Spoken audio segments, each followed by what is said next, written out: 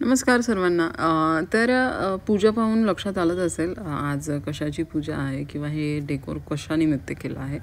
So आज आहे आषाढी एकादशी किंवा आपण याला देवशयनी एकादशीसुद्धा म्हणू शकतो.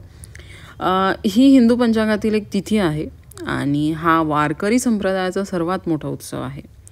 असं म्हणता येईल की वैष्णवांसाठी या दिवसाचे खास महत्त्व आहे. म्हणजे त्यांच्यासाठी अत्यंत पवित्र दिवस आहे हा. आणि आषाढी एकादशीच्या दिवशी लाखोच्या संख्येने वारकरी भक्त पंढरपूरमध्ये विठ्ठलाच्या दर्शनासाठी दाखल होतात. आणि आषाढ महिन्यातील शुक्ल पक्षात येणाऱ्या एकादशीला देवशयनी आषाढी एकादशी असे म्हणतात. आणि ह्या एकादशीचे आध्यात्मिक व धार्मिक दृष्टिकोनातून खूप जास्त महत्त्व आहे. आणि असेही म्हणतात की या दिवशी देव निद्रस्त होतात अशी एक समजूतही आहे. घरी जी विठ्ठलाची पूजा आहे ती कशी केली हे आपण पाहणार आहोत. सो डेकोरेशनसाठी मी काही आयटम्स मागवले आहेत, तर ते पार्सल्स मी ओपन करते आहे. तर हे पहिलं जे पार्सल आहे आपलं हे आहे हे प्लॅटर आहे रांगोळीचं. ह्याच्यावरती विठ्ठलाची मूर्ती आणि पांडुरंग असं नाव आहे. सो ते आपण रांगोळीने फिल करणार आहोत नंतर.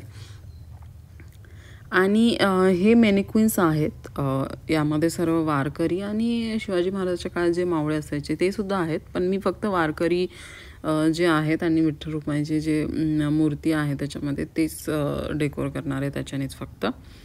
आणि यानंतर हे जे पार्सल ओपन करते मी हे आहे उर्ली सेट.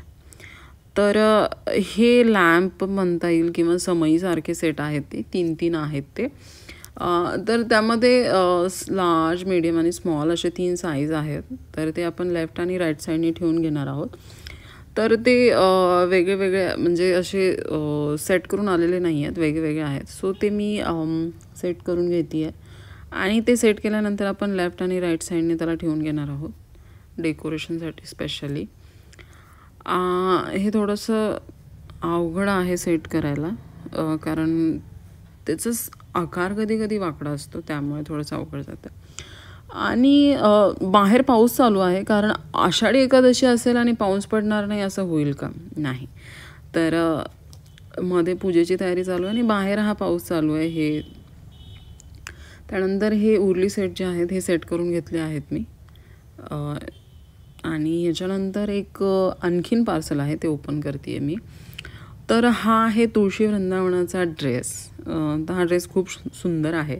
खाली घागरा पॅटर्नमध्ये आहे, जे की आपण कुंडी किंवा त्याला लावू शकतो. आणि वर ओढणी आहे. जे आपण सर्वात अगोदर पार्सल ओपन केलं होतं ते होतं रांगोळीचं प्लॅटर. तर मी त्याच्यामध्ये रांगोळी फिल करून घेते आहे. सो 2 कलरच यूज करणार आहे मी ते फिल करून घेण्यासाठी. त्याच्यानंतर हे जे सेटअप आहे पूर्ण हे देवघराचं सेटअप आहे घरातलं. तर मी ते पूर्ण स्वच्छ करून घेतलं आहे. त्यानंतर देवाचं जे क्लॉथ आहे तोही टाकून घेतला आहे. फोटोचं सेटअप करून घेतलं आहे. आणि पाहू शकता ही रांगोळी मी फिल करून घेतली आहे ह्याच्यामध्ये 2 कलरमध्ये. त्याच्यानंतर हे अतिशय क्यूट मॅनिक्विन्स आहेत, अतिशय क्यूट. असं वाटत होतं पाहत राहावं त्याला सारखं. सो ते मी सेट करून घेणार आहे विठ्ठल रुक्माईच्या फोटोच्या समोर. सेटअप करून घेतलं आहे मी, पूर्ण रेकॉर्ड नाही केलं आहे, बट जेवढं जमलं आहे तेवढं केलं आहे. आणि मी आत्ता तिलक करून घेते आहे सर्व देवांना. हे मॅनिक्विन्सचं सेटअप पण झालं आहे, पाहू शकता तुम्ही. अतिशय क्यूट आहेत हे. म्हणजे असं सारखं पाहत राहावं त्यांना असं वाटत होतं. आणि हे डोक्यावरती तुळस घेऊन हे तर मस्ट आहे. तुळशी वृंदावनाचंही ड्रेस घालून झाला आहे. हे बाकीचंही सेटअप झालं आहे. सो ही ओव्हरऑल पूजा आहे. ही जी पूजा आहे ताटातली ही भोलेनाथची पूजा आहे. सो बेल फुलं वाहून घेतले आहेत आणि ही पूर्ण पूजा ही करून घेतली आहे. फक्त आरती करायची बाकी आहे आता. बाकी नैवेद्य दाखवून झाला आहे, सगळं डेकोर झालं आहे, हार घालून घेतला आहे, तिलक करून घेतला आहे. Everything is ready.